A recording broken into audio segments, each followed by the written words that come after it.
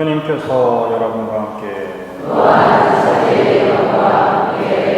마르코가 전한 거룩한 복음입니다.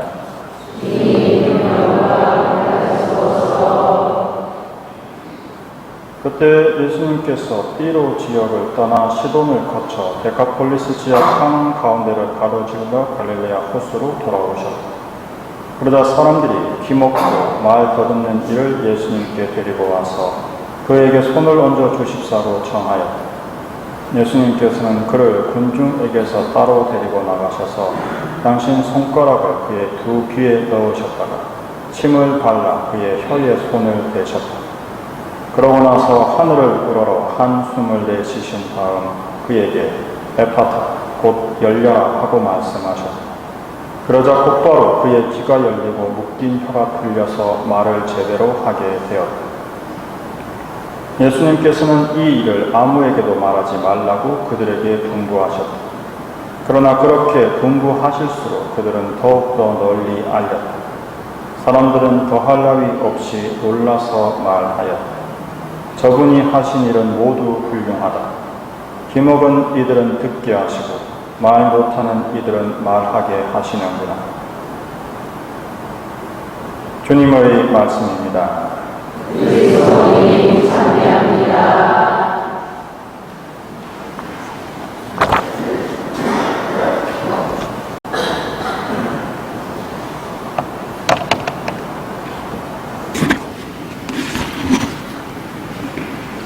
에파타, 오늘 예수님께서 열려라라고 말씀을 하시죠. 우리 귀가 열리고 혀가 풀려서 하나님의 말씀을 올바로 듣고 바르게 고백하기 위해서는 귀나 혀가 문제가 아니라 사실은 마음이 열려야 됩니다.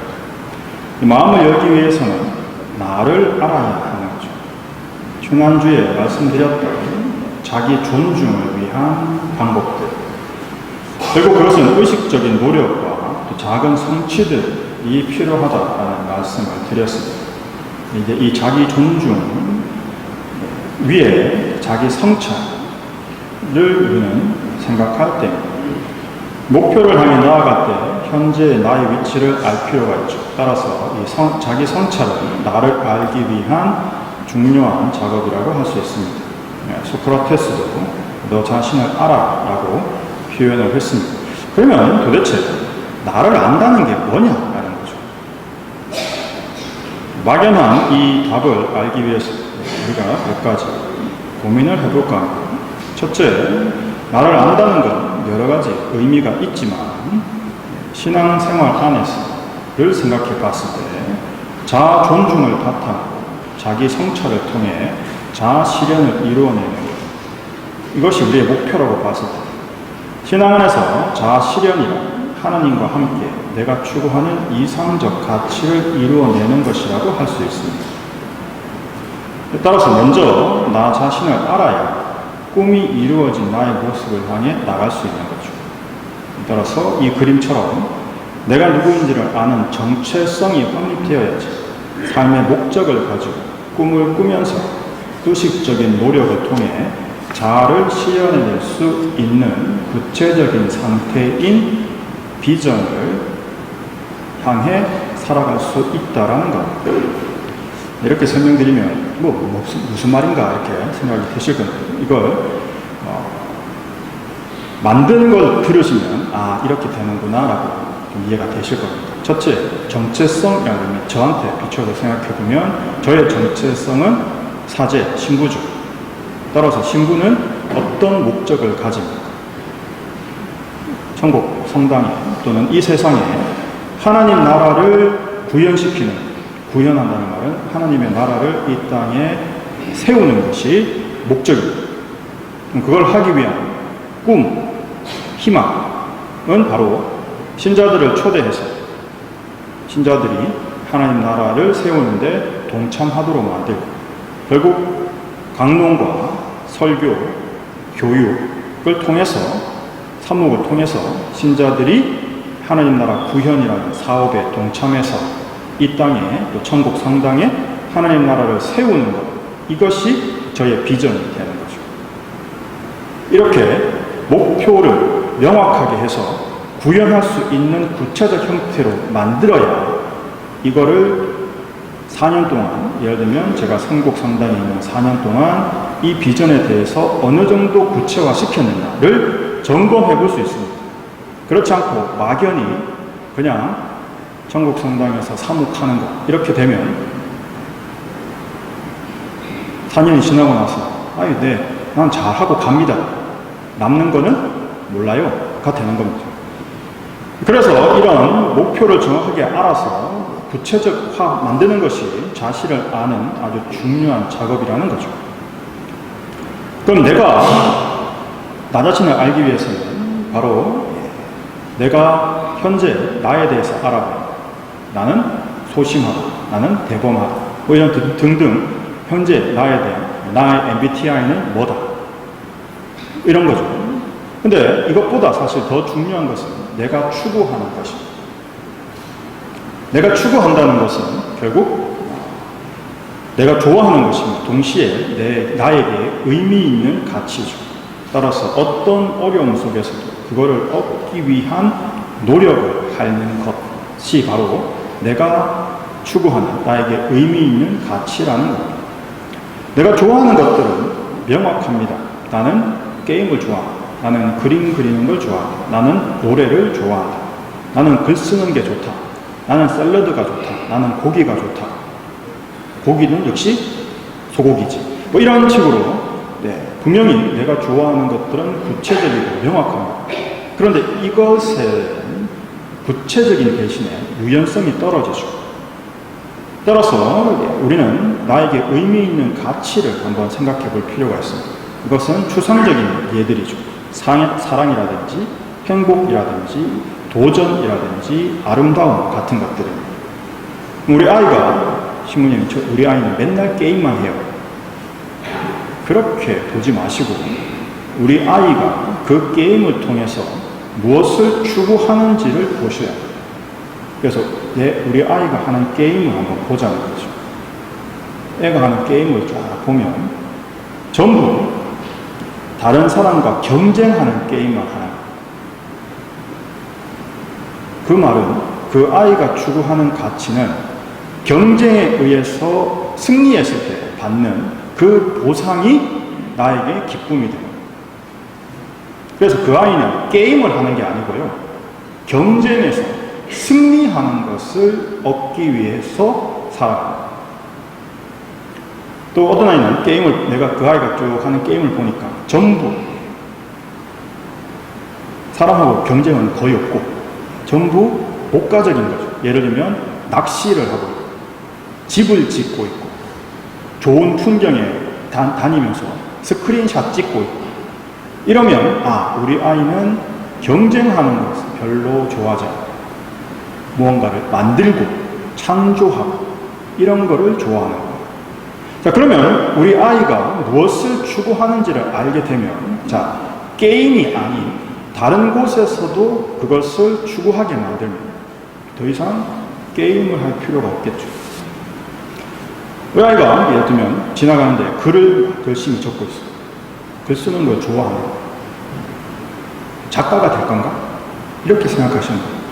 그 아이가 무슨 내용을 무엇을 위해서 적고 있는가? 그 가치를 알게 되면 무엇이 이 아이에게 또는 나 자신에게 의미 있는 가치인가를 알게 됩니다. 따라서 이렇게 정리해 볼 수 있게 되는 거죠. 나는 내가 좋아하는 것을 통해서 나에게 의미 있는 가치를 실현하겠다. 이렇게 정리가 됩니다. 구체적으로 이것을 합쳐지면 나는 운동을 통해서 도전을 추구하겠다. 나는 노래를 통해서 사랑을 추구하겠다와 같은 형태로 구체적인 행동과 내가 추구하는 가치의 두 가지로 연결되는 거죠. 이렇게 해야 되는 이유는 바로 행복한 삶이란 24시간 늘 내가 좋아하는 것만 하고 있는 게 아니라는 겁니다. 예를 들면 나는 운동을 좋아해요. 그런데 그 운동이라는 것을 24시간 하고 있을 수 없다는 거죠. 그럼 운동을 통해서 무엇을 하기를 원하느냐라는 거죠. 따라서 가수는 매일 좋아하는 노래를 하긴 하지만 노래를 좀 더 잘하기 위해서 연습을 해요. 화가는 매일 그림 연습을 합니다. 작가는 글쓰기를 하고 운동선수는 매일 훈련을 하죠. 나는 시합이 좋죠. 하지만 운동선수가 제대로 된 자신을 성장시키기 위해서는 기초인 드리블 연습, 패스 연습 이런 것들을 끊임없이 반복해서 해야 됩니다. 즉 내가 매일 무언가를 꾸준히 연습하고 훈련한다는 것은 어렵고 힘든 일이죠. 하지만 그것을 하는 이유는 내가 꼭 하고 싶은 것을 이루어내겠다는 목표가 있기 때문에 그것을 참아내면서 연습을 하는 겁니다. 즉 자아성찰은 경험을 통해서 내가 추구하는 가치를 알고 그 가치를 통해서 그 가치를 얻기 위한 여러 가지 활동을 하는 것이다 라는 것, 즉 내가 추구하는 가치를 명확하게 하는 과정이라고 말할 수 있습니다. 이것이 나를 안다라는 표현이라는 거죠. 그럼 지금까지 막연하게 너 자신을 알아라. 그게 도대체 무슨 뜻인데요? 너 자신을 안다는 건 바로 너가 추구하는 가치를 아는 것이다. 자, 그래서 나를 제대로 아는 것은 바로 내가 추구하는 가치를 아는 것입니다. 그래서 내가 추구하는 가치를 알기 위한 첫 번째는 바로 현재의 나에게 질문을 하는 겁니다. 내가 좋아하는 음식은 뭐냐? 나는 어떤 영화를 좋아하냐? 나는 어떤 음악과 어떤 가수를 좋아하냐? 내가 멋있다고 느끼는 사람 누구인가? 내가 닮고 싶은 나의 롤 모델은 누구냐? 내가 좋아하는 영화나 다른 것의 캐릭터들은 누구냐? 어떤 칭찬을 받고 싶냐? 무엇을 할 때 살아있음을 느끼는 이런 질문들을 하는 이유는 나에게 의미 있는 가치를 찾기 위해서. 나에게 의미 있는 가치를 찾게 되면 바로 이 공통 분모를 발견할 수 있습니다. 예를 들면 제가 이제 작업을 한 거를 말씀을 드립니다. 제가 좋아하는 캐릭터, 좋아하는 것들은 프란치스코 성인, 정화산 바오로, 제갈량, 오비완 케노비, 간달프 같은 사람. 이걸 놓고 이 안에서 공통 분모를 모아보면 첫째, 이 공통점은 주인공이 아닙니다. 주로 도와주는 캐릭터들. 하지만 어려움을 극복하고 자신의 길을 개척해 그리고 그 길로 주인공을 안내하는 역할을 하는 주로 멘토와 같은 캐릭터들이죠. 따라서 이거를 종합해보면 이렇게 적을 수 있습니다. 내가 추구하는 가치는 전면에 나서서 주도하지는 않지만 현실의 어려움을 극복하고 자신의 길을 개척하여 주인공들로 하여금 내가 개척한 길을 통해 참된 가치를 이룰 수 있도록 지지하고 지원하는 사람. 이게 제가 작업을 통해 발견한 저죠. 그러니까 저는 이렇게 자신을 안 겁니다. 따라서 여러분도 시간을 갖고 조용히 앉아서 내가 좋아하는 것들을 적어보고 거기에 있는 공통분모를 찾아서 나는 어떠한 가치를 추구하는 사람이냐를 찾아보게 되면 나에게 있어서 의미 있는 건 뭐고 내가 시간과 노력을 들여서 추구하고자 하는 가치를 알아낼 수 있게 되는 겁니다. 그래서 나는 어떤 가치를 추구하느냐 이런 걸 알게 되는데 여기 조금 적어놓았던 나눠드렸던 걸 우리가 추구해 볼 수 있는 여러 가지 중요한 가치들의 예시들을 적어놨습니다. 이건 언제 주로 하시느냐? 그냥 막연하게 앉아서 머릿속으로 나는 뭐 어떤 가치를 좋아하지 이렇게 작업이 되는 게 아니고 예를 들면 약속이 잡혔는데 한 30분 정도 시간이 비는 거죠. 내가 좀 일찍 왔네? 또는 내가 좀 늦겠어. 이런 식으로 해서 시간이 비는 거죠. 그때 카페나 이런 데 앉아서 생각을 하는 거. 종이를 놓고 내가 좋아하는 것들을 적어보는 거죠. 나는 이런 것들, 이런 사람들, 이런 것을 좋아한다. 그런 것을 이렇게 분류별로 모아놓고, 그리고 내가 어떤 가치를 나는 추구하는 데서 행복과 보람을 느끼느냐라는 것을 추출해내시는 거예요. 그렇게 해보시고 나서 이걸 이제 두 번째 검증하는 방법은 또 과거에 돌아보면서 생각하는 거예요. 우리는 대부분 중요한 사건들이 기억에 오래 남아있습니다. 따라서 기억에 강하게 남아있는 사건들을 돌아보면서 그때 나는 왜 기뻤지? 그때 나는 왜 싫었지? 그때 나는 왜 그렇게 느꼈지? 등을 생각해보면 나에게 의미 있는 가치를 찾아볼 수 있습니다. 그리고 세 번째는 새로운 경험을 하는 것. 1번, 2번을 통해서 어느 정도 나에게 의미 있는 가치를 찾았다라고 본다면 이제 그 의미 있는 가치를 검증을 통해서 내가 정말 그 의미의 가치에 마음을 두고 있느냐라는 걸 생각해 볼 수 있는 거죠. 자, 이런 검증을 할 때는 반드시 오픈 마인드, 즉 선입견을 가지지 않고 경험하는 것이 좋습니다. 예를 들면 나는 새로운 것을 찾을 때 행복과 보람을 느낀다. 그러면 새로운 것, 오페라를 한번 보러 가보자. 이렇게 생각합니다. 근데 선입견을 갖는다는 말은 뭔가 하면은 아휴 뽕짝이나 듣는 내가 뭔 오페라냐 라고 생각하시지 말라는 거죠. 그게 선입견이에요. 그렇게 생각하지 마시고 도전해보는 거죠. 왜? 나는 새로운 것에 도전하는 것에서 보람과 가치를 느낀다라고 내가 찾아냈지 않습니까? 그러니까 지금까지 내가 해보지 않았던 완전히 다른 새로운 것에 도전을 해보는 거죠. 그래서 열린 마음으로 그냥 오페라에 가서 들어보는 겁니다. 그러고 나서 여기서 중요한 거죠. 그냥 오페라를 듣고 와서 내가 느꼈던 점을 조금 몇 가지 정리를 한 후에 그 오페라에 대해서 공부를 하는 겁니다. 이제 한번 보고 왔지 않습니까?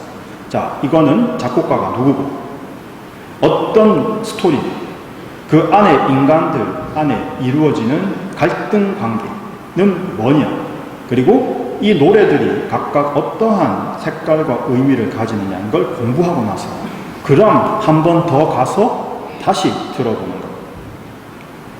이런 깊이 있는 경험에서 깊은 성찰이 나옵니다. 그럼 내가 좀 더 명확하게 나는 새로운 것에 도전하는 것에서 감동을 느끼는 그 새로운 것의 도전이란 어떤 것인가 이런 거를 좀 더 명확하게 알 수 있는 깊은 경험에서 깊은 성찰이 나오는 거죠. 이제 여기서 한 가지 주의하실 점은 완벽한 성찰이란 없다는 겁니다. 완벽해지면 그때부터 시작해야지 이런 일은 없습니다. 지금 부족한 대로 반드시 실천이 필요한 거죠.